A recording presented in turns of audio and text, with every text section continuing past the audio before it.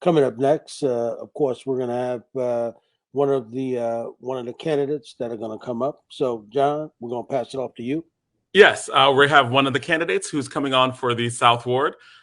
It's great because what we love about election season is we get to interview everybody and all of the politicians who are running, because one of the things that we always say is that we believe in civil civic discourse, which means that we really think that the way we talk about our politics is just as important as the politics itself. And we want to make sure that everybody who's running gets a chance to be able to tell like why they're running and to connect with the people. So uh, Newark is having a highly contested race in the West Wards and South Ward, and we're honored to have one of the South Ward candidates with us, Terrance Bankston. So welcome to All Politics Are Local, Mr. Bankston. Hi, thank you for having me. Can you all hear me well? Yes, we can hear you Yep. well. So I what appreciate you're running? one. Oh, I'm sorry. We were saying? I was just saying thank you. I appreciate this opportunity to come on. Oh no, we appreciate you coming on as well. So you're running for a South Ward councilman. Why are you running? Well, those that are familiar with my community or political history know that I pretty much grew up in City Hall, working and volunteering in Councilman Donald Bradley's office, also Councilwoman Mildred Crump. My aunt Kim Gaddy has been very instrumental and engaged in politics here and pretty much introduced me. Also, my grandfather, Earl Johnson. And so I kind of, it's sort of one of those rites of passage type of things. And as I've grown into a professional, I'm 39 years old now. I definitely see being able to serve in office and actually be a legislator and create some policies and make some bold changes and help bridge the generational gap here. It's just something that I think is a calling and I'm destined to do. And so, how we got to this year is in 2018.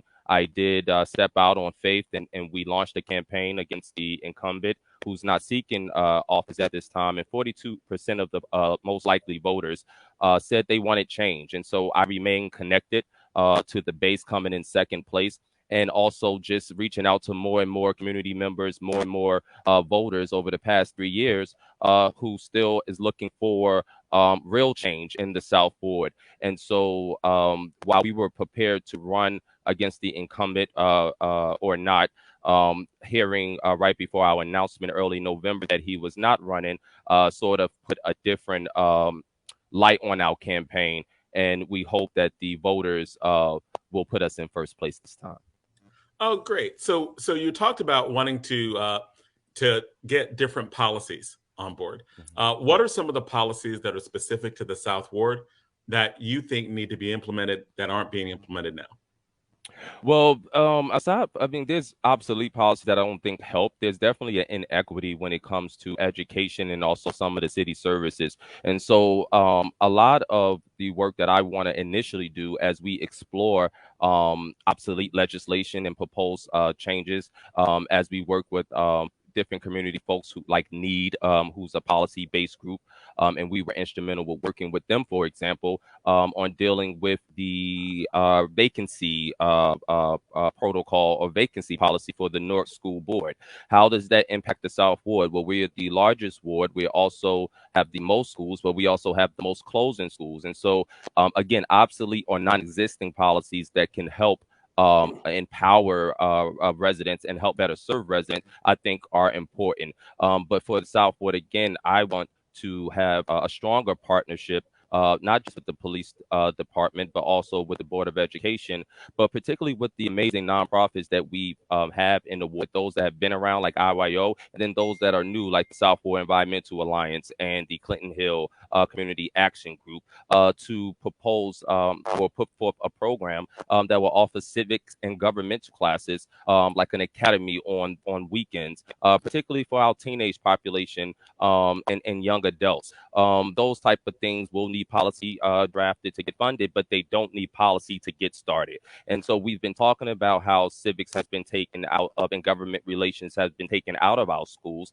And instead of waiting for those things to come back to schools, we want to partner with nonprofits and some of our education institutions, again, to launch a civic and governmental academy. So that's some of just what I want to do that will be linked to policy, and definitely looking at how we can revamp some things in neighborhood services. But again, those are conversations that also need to happen with the business administrator and the mayor's office as well. Does anyone have any clarification questions on what was just asked? Then if not, what I want to go to is you talked some about your background, right? You talked some about your biography. Can you tell us more about your biography that qualifies you for this position? Yes. Well, I'm 39 years old, but I've had the opportunity to serve in 5 different directorships, not just working for the city in 2 different capacities, the city of Newark, but I started out as an associate director for the Southport Cultural Center, which is now the Nan Center on Hawthorne Avenue.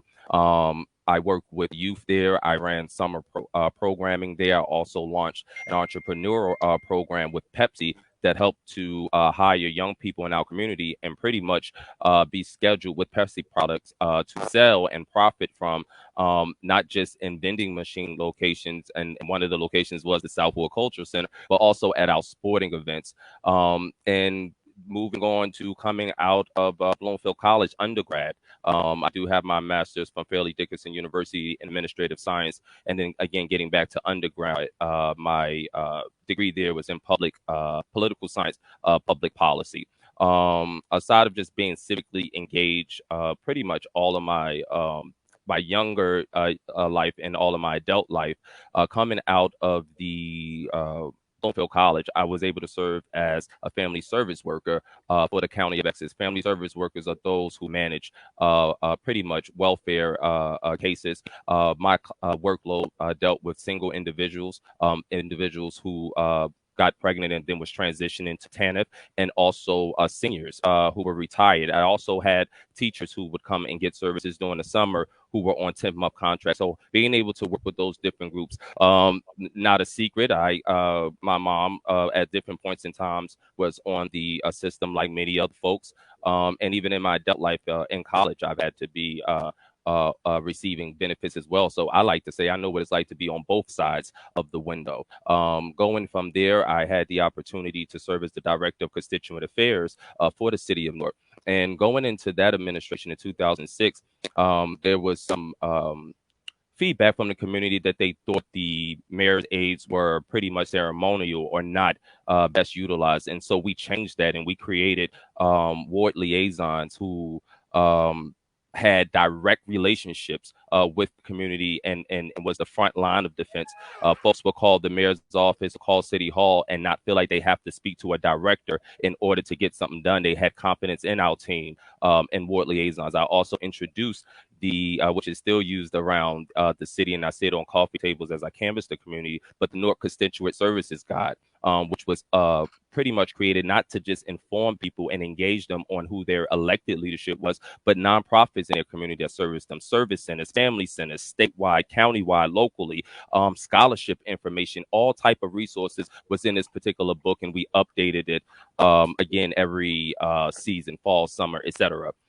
Going from there, I was the director of the North Youth One Stop. I still see parents and speak to students who say you gave my child not just a job, but a meaningful work experience. And I take pride in that. And part of what running the One Stop is not just managing the Speedy program or the Summer Youth Employment program, but is managing the workforce investment arm of the city or funding as well of the agency. And that agency had been sending back millions of dollars annually by not following regulations. There have been several audits done that came back with major fiscal findings. Within the first 9 months, we were being audited under my leadership pretty much every 3 months or so, because the state wanted to know, how did we turn around so quickly? We created an internal auditing system where we were teaching young people and the professional staff, adult staff that work there, how to do audits. So let's catch our mistakes before the state or the feds come in and then fine us and take money that our young people and when young adults need. And so creating those type of administrative practices, I think, are some skills that can be utilized on the council, and also serve well as a legislator in terms of that. I would like to also say two other points about my experience at the One Stop is having increased the literacy rate by double digits, which was higher than the state's average, not just East Orange, not just Irvington, not Short Hills, but the state's average. And we did that right here in the city of Newark. I'm sorry. Now, when you were saying increasing literacy rates, what are you saying in Newark? Was there a specific population? Could you just give us a little more about that? Yes. So Workforce Investment Act requires us to work with a specific population. So in this instance, it was younger youth of ages 14 to 17, and then older youth 18. And then because of that time of stimulus funding, we were able to go to 24, not just normally it would be 21. And so we typically put out RFPs, and several programs will come in and deliver certain services that are aligned with the performance metrics of outlined in the Workforce Investment Act legislation.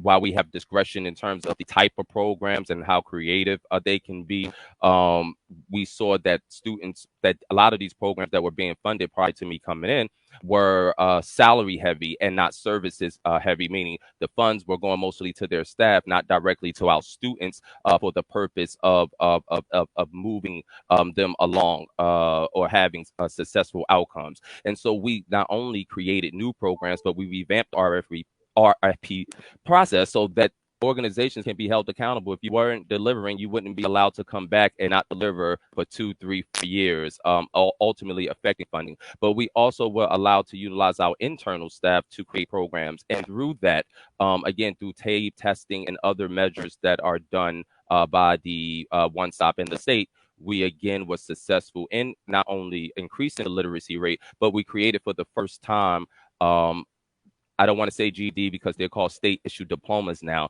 And so at that time, it was very new, but we created a partnership with Essex County where dropouts were able to go on Essex County College campus. Many of them had never been on a college campus before and earn their state issued diploma. But what we didn't tell them, because we didn't want to put pressure out, this is what I loved about this program, is that we did not tell them that they were earning college credits at this time, and that at the end of the program, they would automatically be enrolled in Essex County. And we had 100% success with that. I know we're oh, Donna, because I know we're running out of time, but Donna?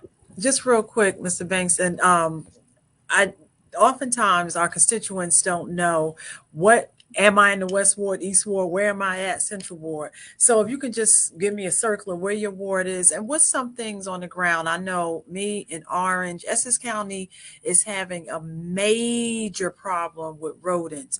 Have you noticed that in your ward? And if so, do you have a plan on the ground to immediately work on that? Absolutely. So really quick, the South Ward is, again, the largest ward and the largest voter base in the state of New Jersey. 4 communities make up the South Ward. We have the Dayton Street community, which is just below Weekway Park and adjacent to the Hillside line, and just in front of the airport highway entrance.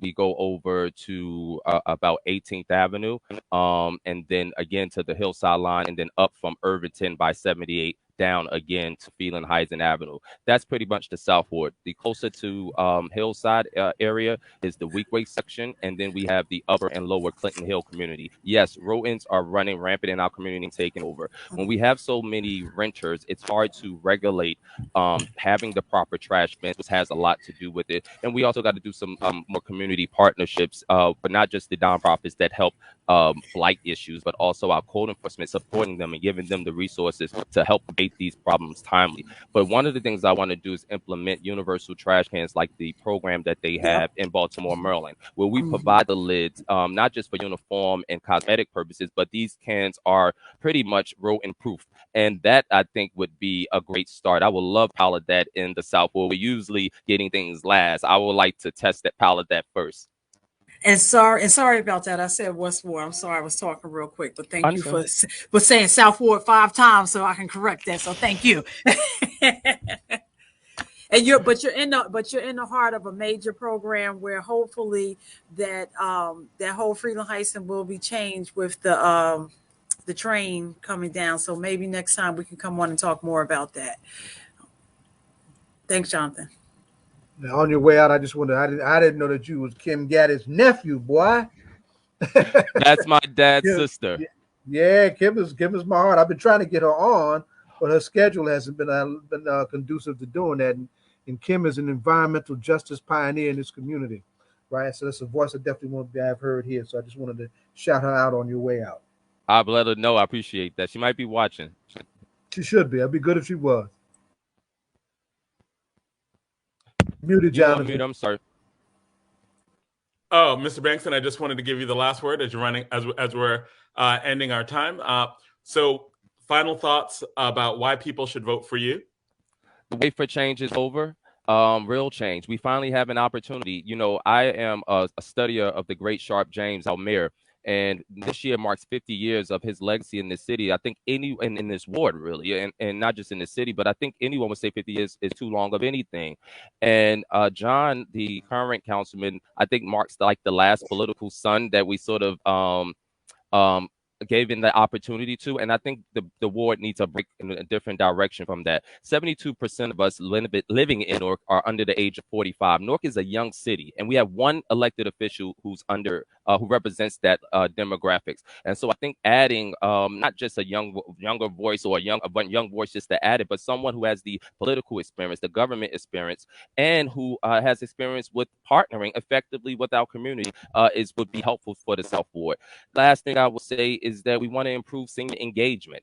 We want programs that mirror what we see in the North Ward. Our seniors deserve that too. We want to develop a more collaborative approach with our police department to combat crime, and that's about being proactive. We want to work to better neighborhood services. Again, working with our supporting code enforcement, supporting sanitation, and making sure that we're budgeting according to their needs, and assessing that ongoing. And the last thing, and you mentioned Kim Gaddy, environmental justice. I did a lot of training under her and many other great environmentalists from around the state. But addressing infrastructure issues and lead flooding in our ward is important. So promoting environmental justice and making that a part of our daily conversation is very, very important for the South Ward. There is not a candidate that that has declared running to date that I think meet those qualifications or has all of those qualifications and as in tune with them as I am. But we also need visionary leadership, right? Someone who has the vision to push us forward. And I definitely believe I am that candidate. Well, thank you so much. Thank you for coming on. We're going to try to have all the candidates back multiple times. As we said, we believe in civic discourse. We believe in all the candidates having the time to get their message out so that people can make an educated and informed decision. So hopefully you will come back on the show. We will have people who are running against you back on the show so that all of you can get your message out. And we thank you so much for coming on and giving us your time. Thank you. I appreciate you again. Good evening, everyone. Good evening. Take care. So that's All Politics Are Local, America's number one political hip hop radio talk show.